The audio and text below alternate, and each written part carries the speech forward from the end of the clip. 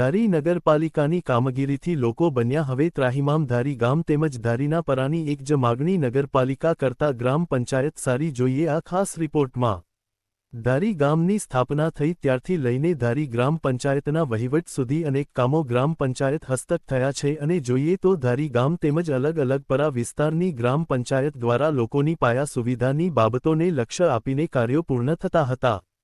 પરંતુ જ્યારથી ધારી નગરપાલિકા અસ્તિત્વમાં આવી ત્યારથી લઈને આજ દિન સુધી નગરપાલિકાની કામગીરી ઉપર અસંખ્ય સવાલો ઊભા થયા છે।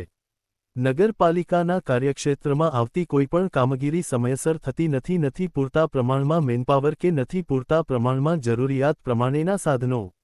ધારી ગામ તેમજ અલગ અલગ પરાને સંયુક્તમાં રાખીને નગરપાલિકાની સ્થાપના કરવામાં આવી હતી, પરંતુ ધારી શહેરના પાયાના પ્રશ્નો તેમજ સફાઈના પ્રશ્નો, સ્ટ્રીટ લાઇટના પ્રશ્નો, પાણી વિતરણના પ્રશ્નો, શહેરની બગીચાની જાળવણીના પ્રશ્નો તેમજ ધારી ગામથી થોડા અંતરે આવેલા દરેક પરાના પ્રશ્નો જેને ઉકેલવામાં આખરે નગરપાલિકા સદંતર નિષ્ફળ નીવડી છે। સ્થાનિક લોકોના દિન પ્રતિદિન આક્ષેપો નગરપાલિકાની કામગીરી ઉપર થતા રહેશે, પરંતુ આ નિર્ભય નગરપાલિકાને જાણે કોઈ અસર ન હોય એવું દેખાઈ રહ્યું છે। સવાલ તો અહીં એ ઉપસ્થિત થાય છે કે કેવી રીતના આ નગરપાલિકાની કામગીરી ચાલતી હશે। લોકોનો અંતિમ વિસામો ગણાતો સ્મશાન આજે ખૂબ જ ખરાબ પરિસ્થિતિમાં જોવા મળી રહ્યું છે। રેડિયાર ગાયનો ત્રાસ, ગંદકીનું સામ્રાજ્ય અને સ્મશાનની ચિતા પણ વળી ગયેલી હાલતમાં જોવા મળે છે। શું નગરપાલિકાના કાર્યક્ષેત્રમાં આ કામગીરી નહીં આવતી હોય તેમજ ધારીના અનેક પરામાં નગરપાલિકાના કાર્યોની સામે અસંતોષ જોવા મળી રહ્યો છે। ધારી શહેરમાં સુંદર બગીચાનું નિર્માણ થયું હતું, પરંતુ જાળવણીના અભાવે આ બગીચો પણ પોતાના અસ્તિત્વની લડાઈ લડી રહ્યો હોય તેવું દેખાઈ રહ્યું છે।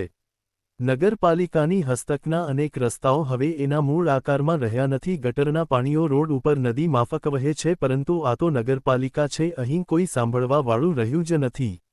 ધારી ગામના વેપારી તેમજ અલગ અલગ ધારીના પરાના સ્થાનિકોની એક જ માગણી નગરપાલિકા કરતા ફરી વખત ગ્રામ પંચાયત અમને સોંપવામાં આવે, જેથી શહેર તેમજ વિવિધ વિસ્તારોમાં પડતી મુશ્કેલીઓનું નિવારણ લાવી શકાય।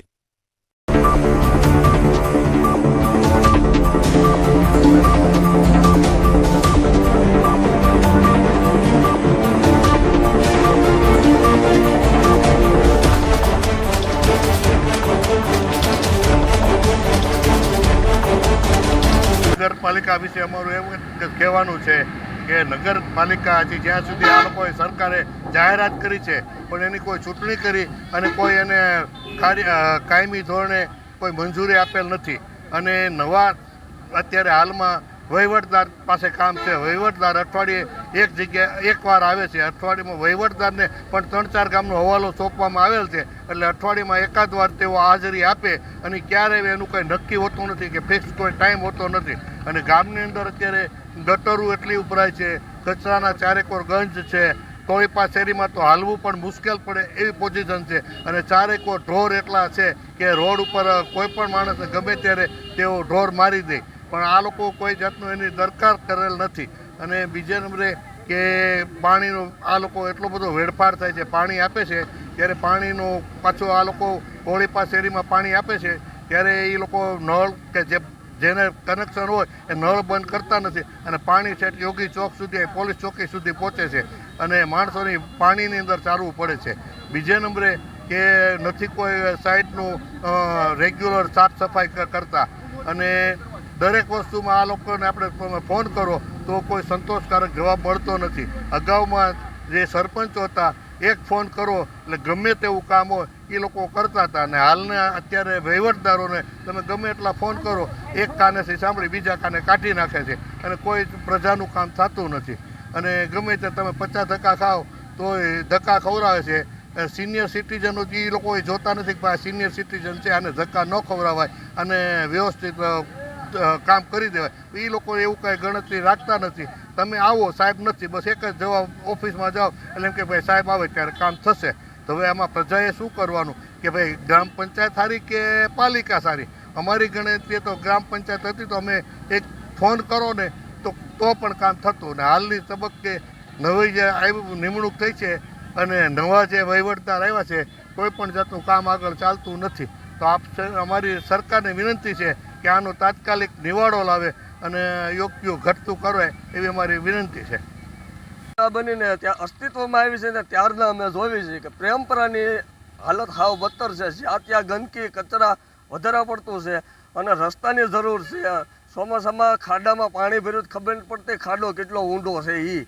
જો તંત્ર ધ્યાન દે તો વધારે સારું, કારણ કે હવે વધારે પડતી હાલત ગામમાં ભોગવી રહ્યા છે લોકો, અને રોડ રસ્તા પાણીમાં થોડુંક ધ્યાન દેવું પડે એવું છે. અને ગંદકીમાં નજર કરે ગામમાં કેટલી ગંદકી છે. કાલે વારે ચોમાસું આવીને બેસશે, ગંદકી ઉઠાવશે કોણ? અત્યારે ઉઠાવે ને તો ગંદકી ન થાય. કચરો જ્યાં પડ્યો છે ને ત્યાંથી ઉઠાવે ને તો ગંદકી ન થાય. લોકો વધારે પડતી પરેશાની ભોગી રહ્યા છે. મારી તંત્રને અપીલ છે કે પ્રેમપરામાં આવો, તપાસ કરો ક્યાં શું કરવું પડે એમ છે. તમને લાગે કે આ કરવું પડે એમ છે તો વિનંતી છે કે તંત્ર ધ્યાન દે થોડું. મારું નામ બાલુભાઈ વાડદોરિયા, માજી સરપંચ નવાપરા. હવે આ ગ્રામ પંચાયત અમારી ગઈ એના છેલ્લા 3 વર્ષ થયા, અને ત્યારથી ગામ લોકો ત્યાં અત્યારે 3 થી 4 કિલોમીટર ધક્કા ખાય અને ઓફિસે જાય છે. ત્યાં પણ પૂરા અધિકારીઓ ન હોવાથી ગ્રામ લોકોને ધક્કા પડે છે. તો એક એ સુવિધાની જરૂર છે. અત્યારે રોડ રસ્તા ગટર લાઈન અને જે સફાઈ કામ છે એમાં પણ ઘણું કરવાની જરૂરિયાત છે. અને અમે ગમે ત્યારે આ લોકોને ઉપરી અધિકારી હોય અથવા તો પદાધિકારી હોય, અમે ઘણીવાર અવારનવાર રજૂઆત કરીએ છીએ, પણ છેલ્લા 3 વર્ષથી કોઈ પણ પ્રકારનું કામ આ ગામમાં થતું નથી. અને જે સ્ટ્રીટ લાઇટ છે એ ગામ પોતે પોતાની રીતે અત્યારે હાલની તકે હકાવે છે. અને ગામ લોકોને જેને ઘર પાસે જે સ્ટ્રીટ લાઇટ બંધ પડે એ પોતાના ખર્ચે અત્યારે રિપેરિંગ કરી, કારણ કે દીપડા અને સિંહનો ત્રાસ હોવાથી આ બધું સુવિધા ગામને પોતાની રીતે કરવી પડે છે.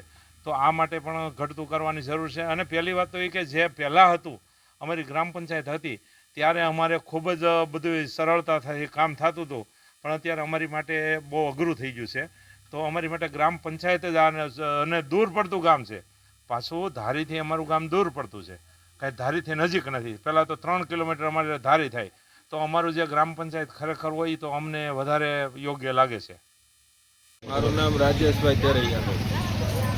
અમે પાણી માટેની મૌખિકમાં 1-2 વાર રજૂઆત કરેલી છે, પણ હજી સુધીમાં કોઈ સ્ટેશન પ્લોટ વિસ્તારમાં ગટરનું પાણી ભળી ગયેલ છે અને હજી સુધીમાં એનો નિકાલ થયેલ નથી. જો વધારે સમય લાગશે તો અમે બધા ગાંધી ચિંધ્યા માર્ગે આંદોલન કરવાનો વિચાર કરી રહ્યા છીએ.